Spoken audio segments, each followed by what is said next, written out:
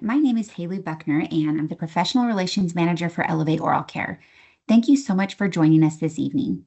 Before we get started, I'd like to take a moment to cover a few quick housekeeping items.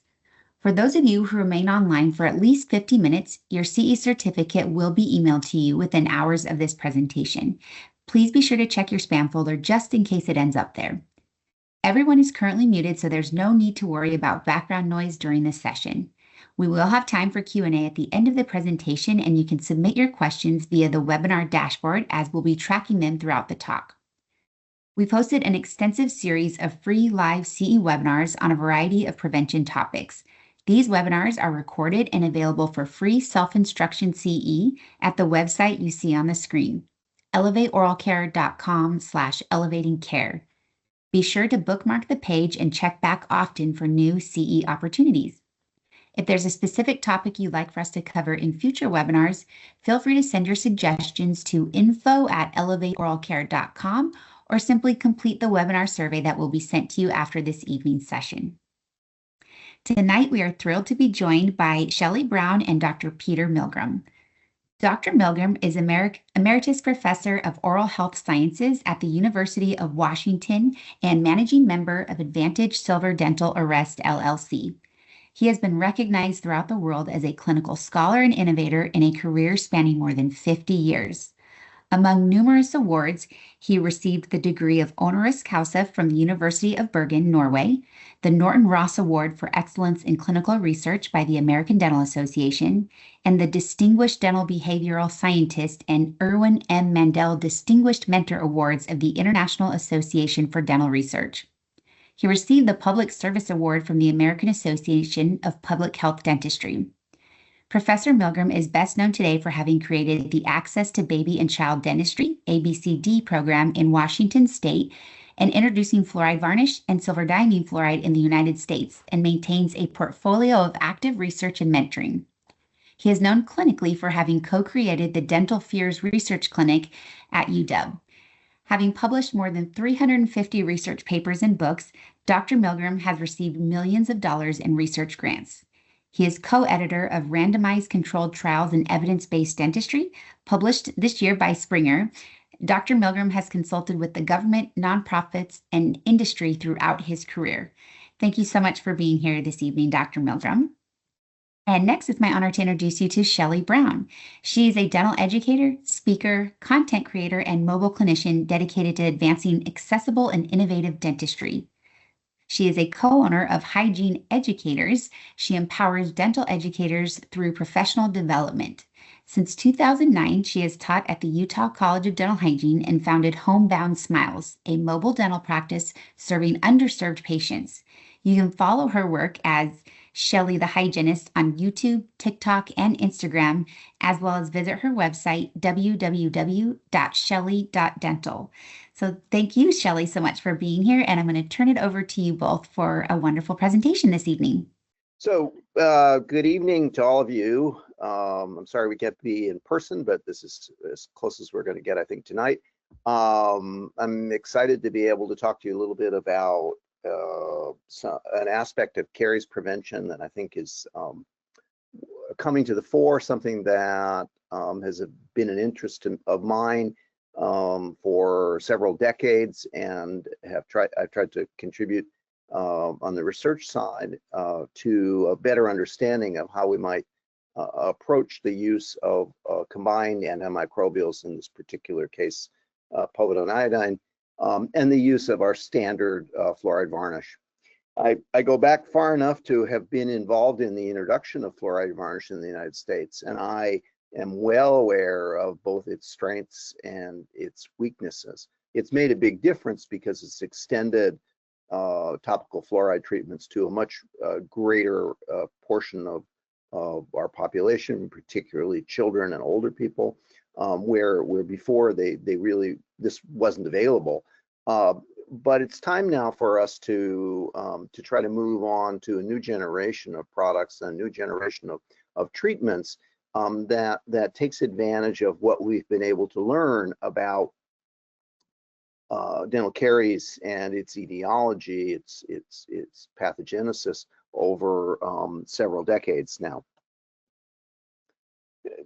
let's do the housekeeping part of this for just a second. You need to know that in the process of getting silver diamine fluoride cleared by the FDA, I ended up working with Advantage Silver Dental Arrest and with Elevate Oral Care, and the profits from the sale of jointly developed products not go primarily to research, but certainly to the members as well.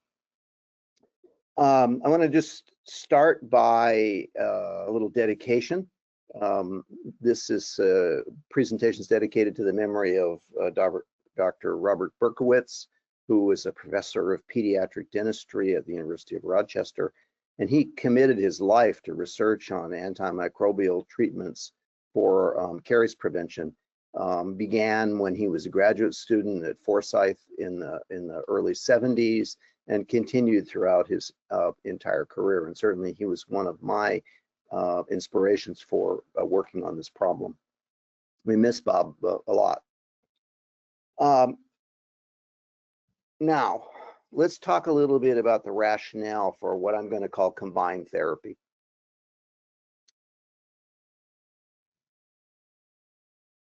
It turns out that particularly in severe early childhood caries, that something like 30 to 50% of the entire microbial flora in the mouth is strep mutans, a key etiological factor in dental caries. So you can think of kids who are clinically expressing caries as preschoolers as having kind of super infections. This is not a trivial infection. Even in a relatively healthy adult with some dental caries, you're talking about less than 5% of the flora being strep mutans. In this case, these kids are super infected. And our old standby fluoride varnish is not antimicrobial. Fluorides can be antimicrobial, but only at very high concentrations. And then the third point here is that antiseptics like povidone-iodine that we're going to talk about today, or chlorhexidine, any of these things, they don't remineralize tooth decay. They don't remineralize enamel lesions in teeth. So they have a limitation as well. So the fluoride's not antimicrobial. The antiseptics don't remineralize lesions. And it turns out that medicine uses these kinds of strategies pretty extensively. So, one example is in the treatment of ulcers. Early on, ulcers were treated, like say when my father was young and had a duodenal ulcer, they used salicylates. they used things that were essentially thick solutions that masked, covered up the pain, if you will, covered up the bruises, the lesions in the intestinal system. And that worked fairly well, but not completely. It certainly didn't heal the lesions. And then they discovered that the lesions were heavily infected with Helicobacter, a nasty pathogen, bacterial pathogen. And so they began to treat ulcers with antibiotics. And that also was partially successful. And today what they do is they use both. And so it's the same idea as using fluoride for its remineralization properties and using povidone-iodine for its antimicrobial properties. And I should say that most of the work has been done in children, but there's no reason why this work shouldn't apply to older patients or to patients who are compromised and otherwise patients who have salivary abnormalities, because those patients also get very high levels of bacterial growth as their mouths are dry.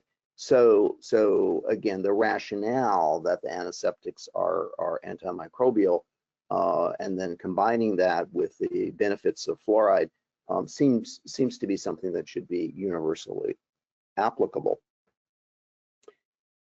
just to make my point again, in early childhood, and this picture is a picture of one of the kinds of tests that have been developed for assessing, in this case, salivary mutans.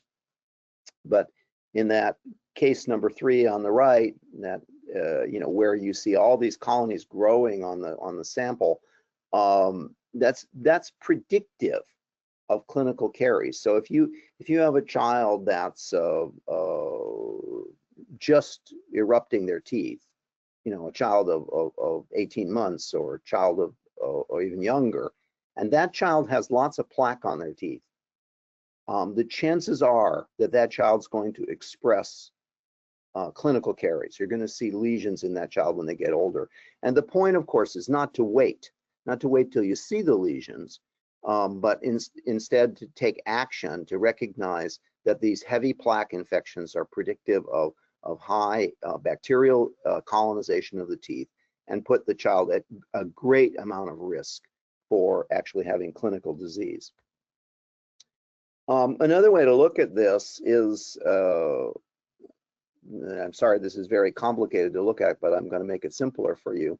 Basically, Ann Tanner, a microbiologist then at the Forsyth Dental Institute in Boston, used some very sophisticated microbiome analysis to look at the differences between the microbiome or the bacteria growing on the teeth in children who had severe early childhood caries.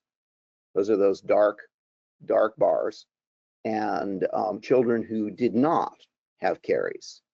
And of course, if you look here now where I'm pointing, that the higher the bar, the larger percentage of children who are heavily infected with these organisms. And those organisms on the left there, the number 1 organism is strep mutans. And the third one over is also another strep. And now in contrast, at the bottom here, you see children who don't have caries, okay? And again, you can see in both of these graphs that the children who are getting caries, who are having the lesions or ending up in the hospital, those are kids who are heavily infected.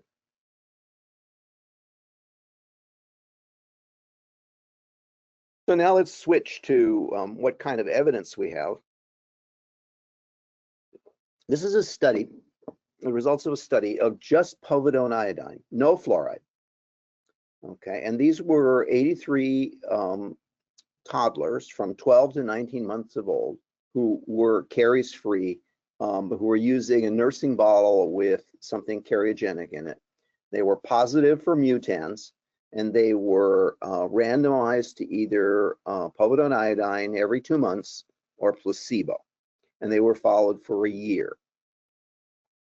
The analysis showed that 91% of the children in the povidone-iodine group were disease-free after 1 year, while only 54% in the placebo group were disease-free.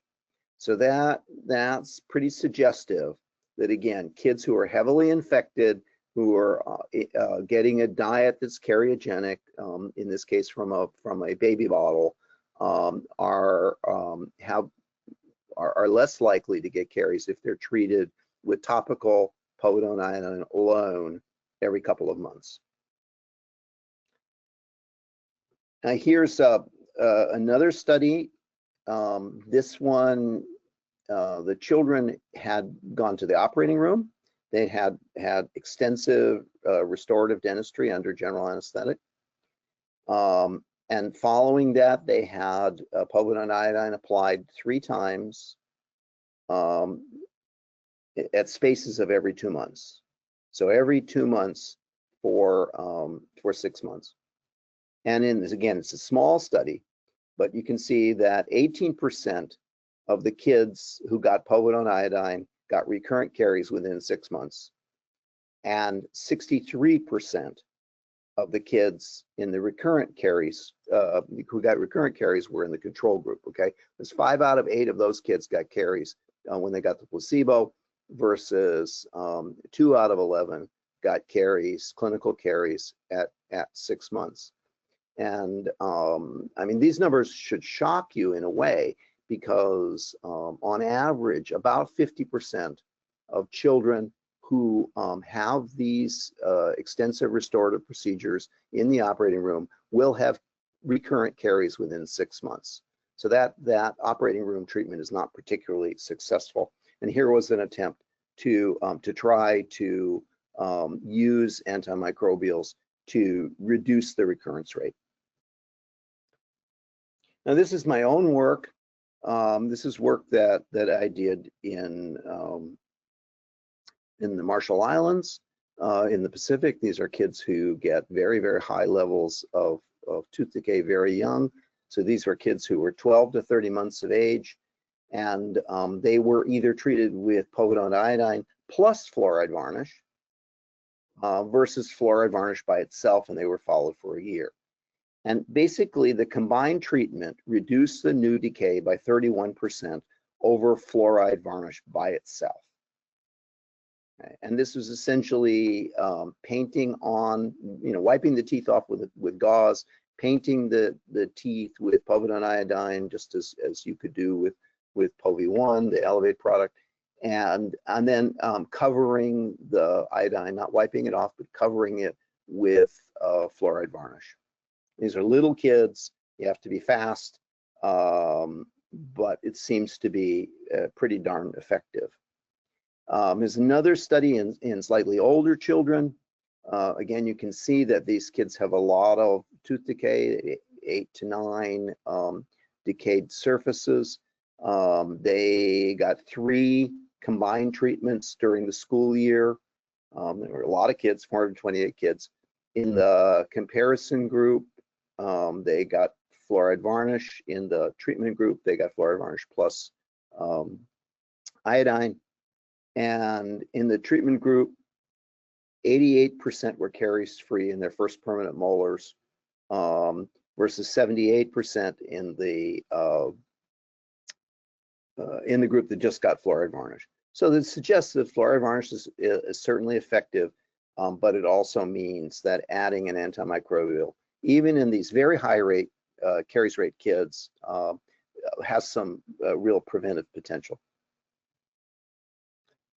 Now, let me show you sort of a complex intervention. This was done in Australia in Aboriginal children up in the north, and they did a single annual intervention, and in kids of a wide age range. And they did sealants, they used povidone-iodine, and they used fluoride varnish.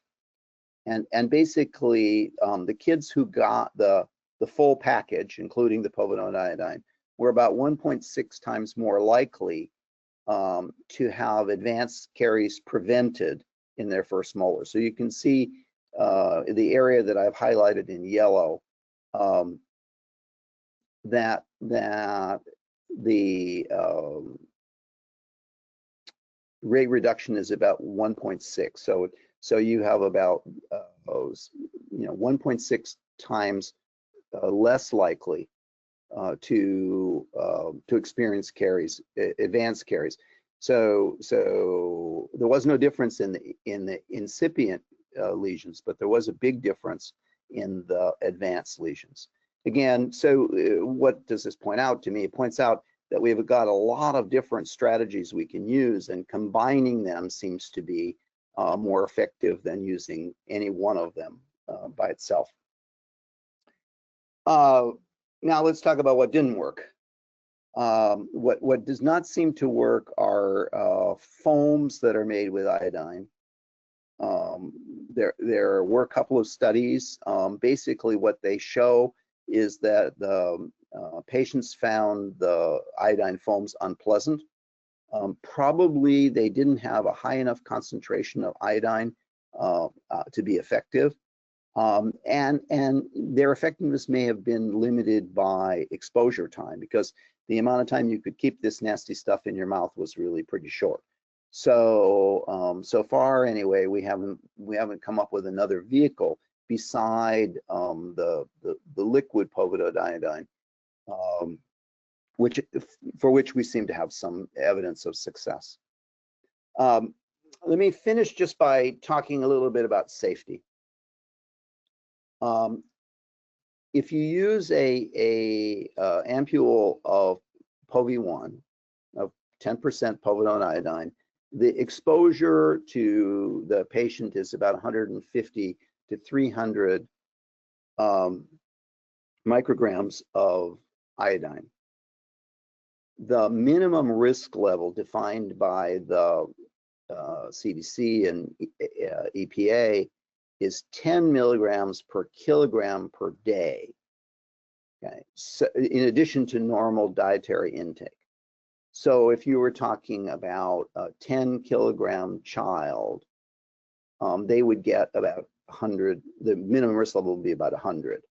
Okay, so even in a very small child, one application of POV1 is not going to even exceed the minimum risk level. And if one were concerned about that, one would simply say, you know, no tea, no seafood, none of the things that you know, no spinach, the things that might deliver more iodine on that one day. One of the things that's a bugaboo about this, some people believe that if you have an allergy to seafood, you shouldn't use iodine. That turns out not to be true. So there's no allergy preclusion in terms of seafood. You do not need to wipe off the excess. This is all assuming that you get the full dose of iodine that you put on. No need to wipe off the excess. Povidone-iodine does not stain, and it does not sting, and it does not taste bad. To me, it tastes a little bit sweet, but it's not particularly noticeable, and it's not there all that long. The other thing is that I'm often asked if you can use this in pregnancy. Now, the issue with iodine in pregnancy is the thyroid gland of the mother, because that controls the baby's growth. If you ask an OB about this, they're likely to say, oh, no, you shouldn't use any iodine, but they're not aware of how small the dose is and how infrequent the dose is. So if I had a pregnant patient and I had a really big problem, I might very well use it very sparingly, very carefully. Maybe I'd put it on and wipe it off. And certainly not using it on a regular basis, but a few applications of this are not going to have any impact at all on the baby. With that, I'm going to turn this over to my colleague, and we'll move along. Thank you so much, Dr. Milgrom. As mentioned earlier, my name is Shelley Brown. I want to thank Elevate Oral Care for being here today. I teach at the Utah College of Dental Hygiene. I'm adjunct faculty there. I also run a company called Homebound Smiles. I'll tell you a little story about that here in a moment. And then I am the co-owner of what's called Hygiene Educators, where we teach educators on how to improve their methodology of teaching. So that's a little bit about me. So how did I get here today? So I started a mobile dental hygiene program here in the state of Utah, and I can see patients in public health settings. Excuse me. And what that means is that without a dentist, obviously I still collaborate with a dentist, I refer to a dentist, but I can go around and provide dental hygiene care. And my very first patient about 5 years ago was actually a dental hygienist with Alzheimer's. And so I always want to encourage anybody in their state, if they don't have a dental hygienist who has public health access in your state, then I would highly recommend getting it ASAP, because you are a dental provider, and someday if you're ever in this position, I would highly recommend being able to have complete and full access to a dental hygienist for your preventive care. So if not, let's all get advocating for that. But when I first saw this patient, I was so proud of myself. I went in, I did my care, I did a fluoride varnish, I came back 3 months later, and my patient still had caries. And I just thought, oh no, like this is not good. Like I walk out of the building And I can see in their lunchroom a soda machine. I can see that even though she's a dental hygienist, nobody is helping her brush her teeth, and she has a hard time doing it and remembering to do it. And so all of my patients' oral health really suffers. And a sheep in particular had an abscess tooth. And it took her family about 3 months of organizing her care to get her to a dentist. And when she did arrive, it was difficult. It was hard to get her in and out of the car, hard to get her in and out of the building, hard to get her in and out of the dental chair, and then to get the work done. And it was really time consuming and exhausting for her and very difficult. And so I told myself, I have to do better for these patients. And I challenged myself, this question that's on your screen, can I prevent caries when home care is really not prioritized or not done at all? So that was my challenge. Could I do this? And that's when I discovered the CareQuest non-invasive caries therapy guide. And I have a little QR code here at the bottom right of the screen. You can screenshot this or shoot it with your phone and get this guide. It's free to anyone. And what I learned with this guide was that, one, I needed to be better detecting the caries. So for example, this blue check material just recently came out this year, where you can identify and find early carious lesions. And then this also talked about remineralizing those earlier. When I did find them earlier, I could remineralize them with like P11-4 peptides that have a little fluoride in them as well. And then of course, my favorite of all time is using a silver diamine fluoride to arrest caries and to prevent caries at the same time. So within this guidebook, I also found that this little section about povidone-iodine, which Dr. Milgrom has introduced for us today. And it talked about using 8 drops of a povidone-iodine, and you saturate that on a little cotton tip applicator, and your patient, swallows their saliva, and then you apply it and you press it into each and every tooth and all of those especially high risk areas, and then you paint a fluoride varnish on over top. And I thought I'm going to start doing all of these things in my practice. And as he mentioned, it's a 10% povidone-iodine, and when it mixes with the saliva, it releases 1% iodine to effectively disrupt the bacterial cell walls, effectively neutralizing them. And then also how it works is that it has been shown to inhibit glucosal transferase activity. What even is that? So the strep mutans that Dr. Milgrom was talking about, they rely on this glucosal transferase enzyme to produce glucans. And these glucans are, what help the sticky sugars adhere to the tooth surfaces and then release acid. So if essentially we affect these glucosal transferase enzymes, it makes it harder for those strep mutans to attach to the teeth, form biofilms, and then release that acid. So it essentially prevents caries, as we saw in several of those studies that were mentioned earlier. So on the bottom of this as well, it talks about utilizing an ampule. So there's a few different ways that we can apply this into private practice, and I'm going to show you both ways here in just a little bit. But it mentioned also that there's an ampule, and you place it the same way and cover the teeth and then place the fluoride varnish on afterwards. So it gave some really great directions, and so that's what I implemented into my practice to hopefully keep my patients caries free. And all of my patients get a povidone-iodine treatment, and then I show and demonstrate to their caregiver how to place these monthly. And I also show them how to put it in their phone and set a reminder that when they go visit their loved one, to help them place this on their teeth. And so that's what I've been doing for my practice. I've only had one patient who was actually allergic to povidone-iodine, so I cannot place it on her. So we're doing a lot with the silver fluorides on that particular patient. So when are we recommending this to our patients? Well, that's going to be based on our caries risk assessment, right? And I know that, all my students, we have them do these really lengthy, long caries risk assessments. But I recently was listening to actually one of Dr. Peter Milgrom's podcasts, and he was like, you know what it is. We can determine it pretty quickly as clinicians.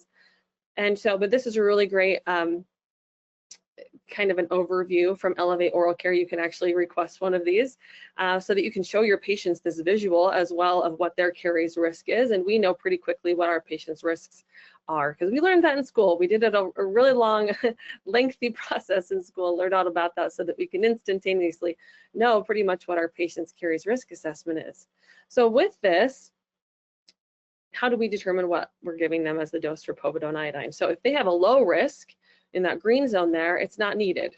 Okay, they're able to control their bacteria, their diet is really excellent.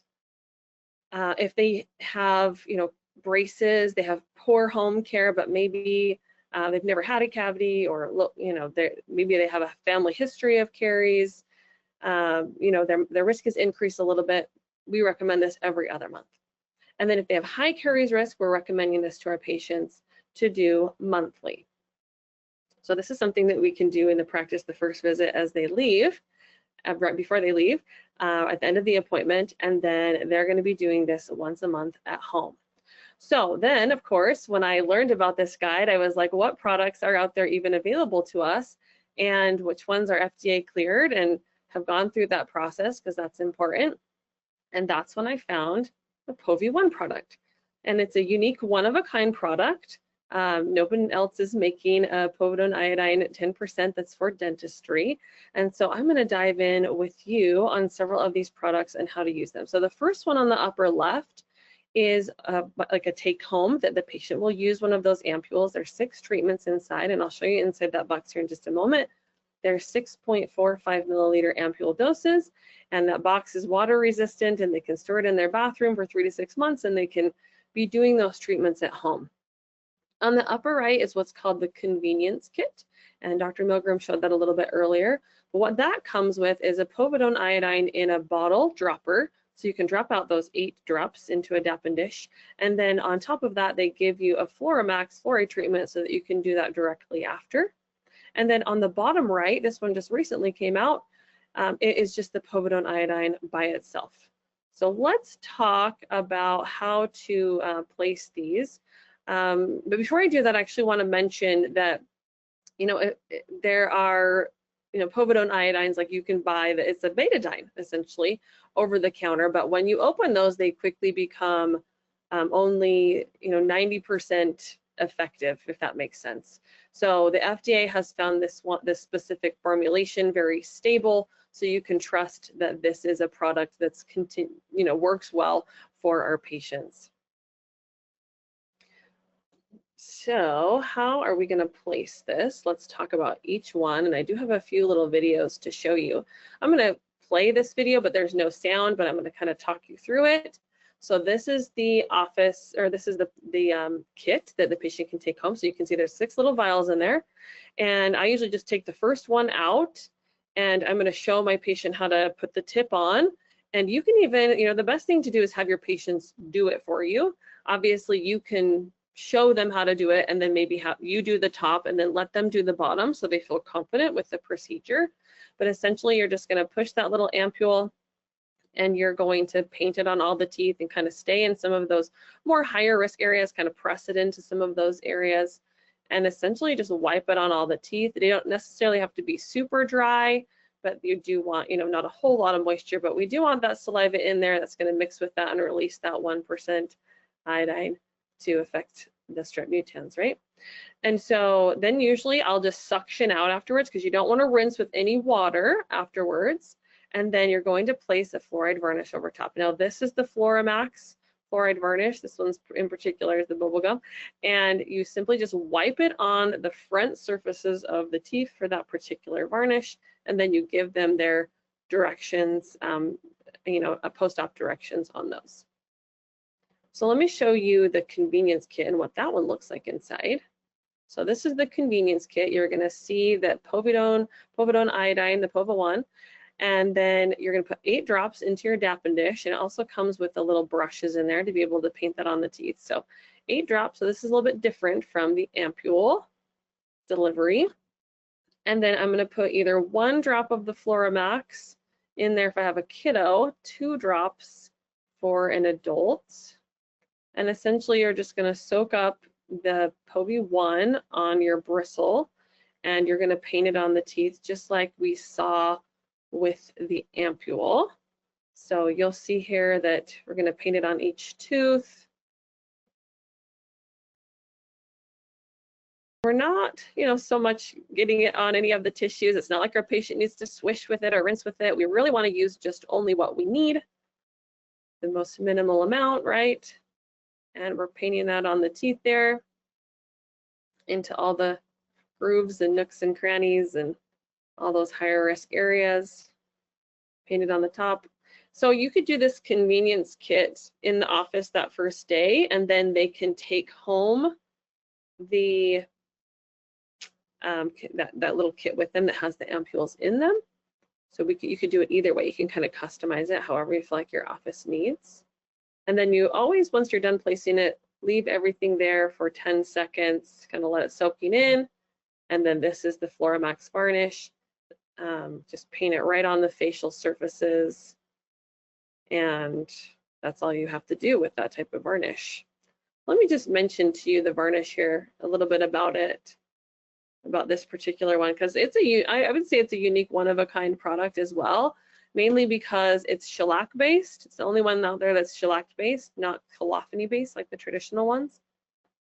And it is moisture loving. So, one of the barriers to placing a traditional fluoride varnish, you have to have the teeth super, super dry. So this one actually, you don't have to have them super, super dry. You're just going to, place it on with a little bit of moisture on the teeth. And the thing I like about it as well is that it has a 2.5 sodium fluoride, has a little hydroxyapatite in it. And if patients want less fluoride, I still obviously think fluoride is super important, but our patients are asking the questions like, is fluoride good? Is fluoride bad? And we always tell them we try to use the lowest dose for the biggest bang for the buck, right? And so that is one thing I like about this product is most traditional ones have about 5% sodium fluoride, so this one only has the 2.5%. And as I mentioned earlier, 1 drop on the for the primary teeth and 2 drops for the permanent if you're using it out of that convenience kit. And then the patient would want to wait, a little bit of time before brushing. And here's some studies actually about the fluoride varnish. You can see this one is that the most fluoride release is during the first 15 minutes of incubation. And then you can see the Fluoramax after 1 hour there still stayed pretty high compared to the rest. So that's excellent, even with that 2.5%. They also said that there was no significant difference between the Fluoramax varnish and the Profacil in this particular look.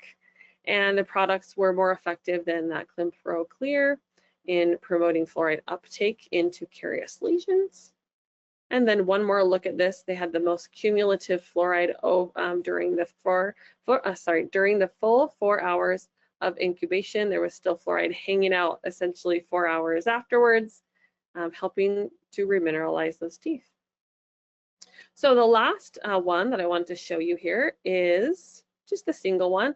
So it's not obviously in the convenience kit, but this first section here where you're just dropping it into the dropper, that is this single one. So if you are patient, maybe they don't want fluoride. I always still recommend fluoride to patients, but maybe for them, like I had a patient who had a kidney disease and because she was going through, the dialysis, they recommended that she didn't have a lot of fluoride.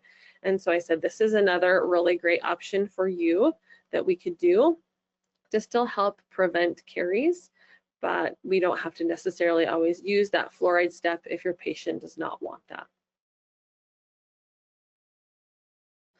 And then of course, if you don't do the fluoride varnish afterwards, just encourage your patient to not eat or drink, and you're not even going to rinse for at least 10 minutes after. So essentially once they get to their car after checkout, that's when they can eat or drink or whatever it might be, but at least for sure 10 minutes. And then placement at home, let's go over this. So you're going to give directions to your patient for this placement at home. You can see here that there's no gloves being used here because this is an at-home procedure, right? So you can see this parent here, they're wiping the povidone-iodine on the teeth in all of those areas. And the little one's doing okay. As Dr. Milgrom mentioned, there's not much of a taste. It does have a little bit of an earthy taste, but it's not something that's going to be so disgusting for the child. And you let it sit in there for about 10 seconds. And then at home, they can spit into the sink, or you see here, they spit into the cup, give a little wipe off. They tolerate it pretty well. Wipe it off for the little kiddo. And then afterwards, you can just have them use their at-home toothpaste. This one in particular is the Just Right one, which I like because it gives you the right amount of fluoride toothpaste that they need.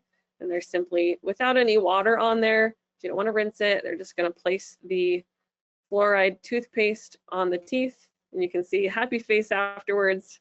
It is nice to put that fluoride on afterwards to dissipate some of the taste. And then usually I just tell them to send the little kiddo to bed afterwards, or as an adult, just go to bed afterwards, you know, spit into the sink, but don't rinse. I think that too many patients are rinsing away all of those awesome things that are helping to remineralize the teeth. So remind them to spit and just head to bed. Dr. Milgrom actually mentioned this article as well, but just a reminder, 31% reduction of new decay with a combo of this POV1 and fluoride varnish. So over fluoride varnish alone, you know, if varnishes, depending on the study that you look at, prevent caries at a 40-ish% rate. So if we're getting a 31% on top of that, we get a really great reduction in caries for our patients, which they appreciate with such a simple, effective way to do this at home. I do want to remind you as well, you know, if patients look at it and they're like, my teeth are turned yellow, you saw in those videos that it dissipated so quickly. Essentially, once the patient spits and closes, the yellow is gone. So I don't want them to be worried about that yellow staining. Anytime I show it in a video to clinicians, they're like, oh, the yellow. And I'm like, you gotta trust me that it's not gonna stay there. It does not turn the teeth permanently yellow. It's just for a moment, like our fluoride varnishes, you know, sometimes they used to have a little bit of a yellow tint, and we know that that does not stay. So just a reminder on that. Dr. Milgrom went over a few of the safeties, but I just want to mention here some of the contraindications. So like I mentioned to you, my patient had an allergy to the POV1, so we did not use it on that particular patient. If they have reactivity to any iodine, especially during medical imaging, we wouldn't want to use it. If they have a rare genetic blood disorder called beta thalassemia major, that can affect the body's ability to handle iodine, we wouldn't want to use it. If there's any intraoral or deep wounds, like maybe they've just had an extraction done, we'd want to wait a few days and delay that until healing took place. Or if there's any advanced thyroid diseases with severe iodine intake sensitivity, we wouldn't want to do that as well. But as Dr. Milgrom mentioned, such a small and infrequent dose, we would never, you know, want the patient to get too excited and be like, well, I'm going to do this every day. Definitely not. We have to make sure we educate our patients very well, only at the right dosage and the right time for that particular patient. So what codes are available for us to bill? I'm no billing expert, but these are the ones that are suggested as options for you. The 1355 actually has povidone-iodine in the code. I don't know if any of you knew that, but it has it in the code, so that's a really great option. It's already listed there for us. If our patients are taking it home, a D9630, a potential 4381 for localized delivery of an antimicrobial agent. That's because that's what this is, but usually that's for a particular per tooth situation. So, but you know, that's an option. And then a D1999, an unspecified preventive procedure report. And offices that I've talked to are selling it anywhere from $25 to $300. So it really is just going to depend on what your office is doing, what your policies and procedures are. So let's do a few cases to see how comfortable you feel in recommending this and at what ratio, what phases. So this particular patient, I have all these permission to share with you, by the way. She was a past dental assistant actually who had depression, anxiety on different medications, caused a lot of acid reflux, xerostomia, she has osteopenia, sleep apnea, and bruxism.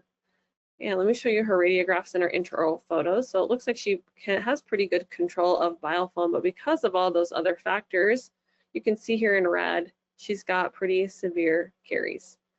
So what, with this little risk factor guide, what risk factor do you think she lies at, just by what you saw? And you know, if you want to put it in the chat, you are welcome to, but hopefully most of you were thinking that she is at high caries risk. So when our patient has high caries risk, how often are we recommending a povidone-iodine treatment? 1 time per month. So we're going to do it same day that we see that patient, and then right afterwards do a fluoride varnish, dismiss the patient, and then have them do this every month at home. And over time, 6 months later, she got several areas repaired, some new crowns, she got some extractions, she's getting a new implant as well, and she's placing it every 6 months. You can see a year later up here. We might still have some caries starting in a few areas. 1 year later, there's a little tiny area that's starting that I noticed was a little bit dark still. But if we can keep her back on track, get her back on track, continue to get rid of those strep mutans, that's really going to help her to lower her risk. So there's several things that we have in the toolbox we can help for many of these patients. Okay, here's another case. This patient is age 30. She has never had a cavity before. She has a very low sugar diet. As you can see here, great home care, no biofilm on her teeth. She does use a fluoridated toothpaste, and you can see that she did fall and hit that front tooth, so it is a little bit darker. You can see on the radiographs, the interproximal areas look great. I don't see anything on the occlusal surfaces. What risk factor, what risk do you think that she is under on here? Are we low, a moderate, or high?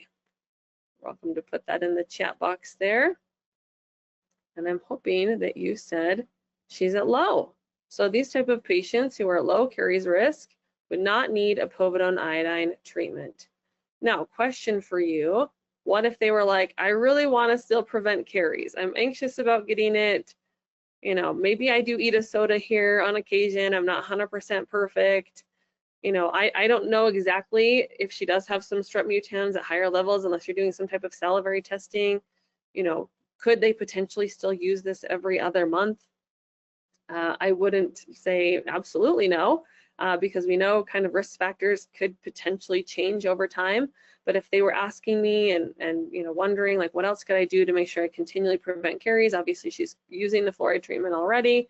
We could say if your risk factors do start going up, we could start using something like this and kind of plant that seed, or just continue with, recommending diet changes, continual fluoride, continual home care, and so forth. So, our caries risk obviously can change over time, and that's when we might trigger and recommend something like that. Here's our next case. So this patient has orthodontics.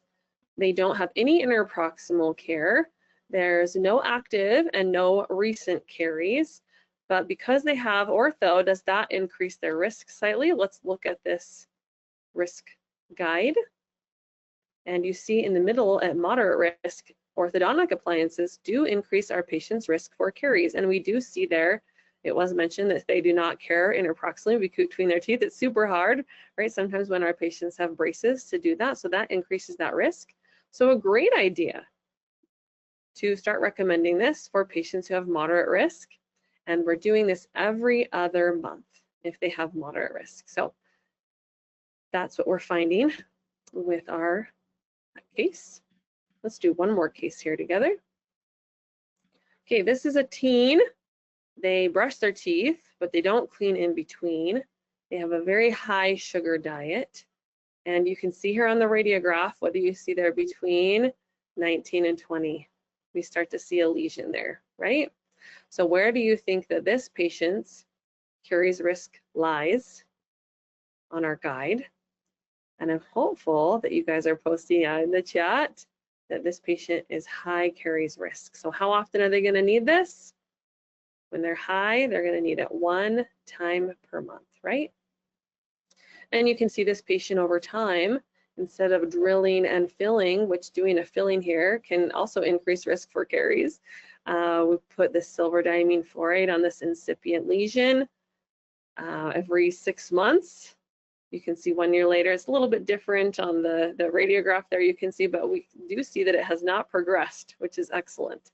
So we're going to whip out all the stops, the silver fluorides, maybe the P11 for peptides, depending on what your office prefers, using the povidone-iodine, and affecting those strep mutans in the patient's mouth, and hopefully keeping that patient caries free, keeping this from progressing, keeping that drill off the tooth, which there is always a time and place to drill, but that it also, you know, is a big risk factor for getting future and recurrent caries. So if we can prevent it from the get-go, that's going to be the best.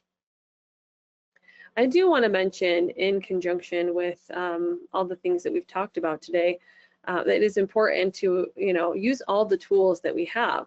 I had one dentist, I was teaching them about povidone-iodine, and they were like, well, what about all the other things, Shelley? Like, what about their diet? Why can't they just change their diet and not get caries? And I said, oh my gosh, that would be so great. Obviously, we want to try that first. You know, let's reduce your sugar intake. But sometimes just diet change alone doesn't always affect strep mutans. And so very important that we're doing diet modifications as well and reviewing home care as well. So diet modifications you could recommend, of course, eating less sugar. If you are eating sugar, eating at meal times, reducing those sugary drinks, focusing on drinking water, utilizing a xylitol after a meal, 5 grams 5 times a day, utilizing probiotics. When you do put a povidone-iodine in there, it does affect the commensal bacteria, or good bacteria. And so I always do recommend a little probiotic as well for my patients. So in my mobile practice, as I mentioned to you, my patients, they don't have great home care because of a lot of medical problems or memory problems or whatever it might be. And so I always leave probiotics with them by their bedstand or wherever it is they sit. And I said, I know as soon as you eat, I know it's really difficult for you to get up and brush your teeth, but you could be using a xylitol spray after you eat something, or you could be using a probiotic as well. We do know that probiotics can help reduce caries. They can also help reduce periodontal diseases by supporting the good bacteria. So if we're destroying these strep mutans and we can get that good oral microbiotic system back to health, then that's also going to help prevent caries. So these are also a really great option for patients, recommended when you're, you know, bringing this all together. And then of course, at home oral hygiene is super important. Brushing 2 to 3 times a day, cleaning in between the teeth. Our new textbooks now at the dental hygiene schools, they say that the best way to clean in between the teeth is actually with our interproximal brushes, and that floss is great when the teeth are really tight together, but it does clean them better when you have interproximal brushes. So if your patient's having a hard time flossing, or maybe the embrasure spaces are large enough to use an interproximal brush, by all means, let's use those interproximal brushes as well. It's not always just floss, floss, floss, but really trying to find out what's going to work best for the patient. And something like a povidone-iodine once a month, you know, this is not even something daily, is very doable for patients, even my patients with their caregivers at these at-home settings. So this is something that patients really find easy to adopt into their home care system at home. So with that, I want to thank you so much for having us come and speak with you today. We would love to take some of your questions that we saw come in. So we'll turn the time over now for some questions.